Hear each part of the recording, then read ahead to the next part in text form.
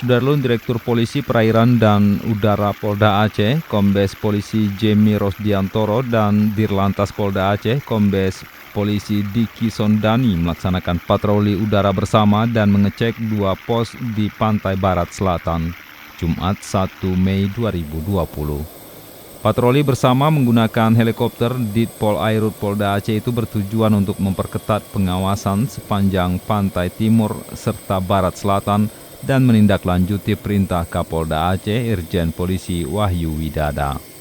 Pemantauan dan patroli udara itu dilakukan guna memastikan tidak ada yang mudik, terutama bagi TKI yang selama ini bekerja di luar negeri serta warga Aceh yang bekerja di dalam negeri tapi berasal dari provinsi pandemi virus corona.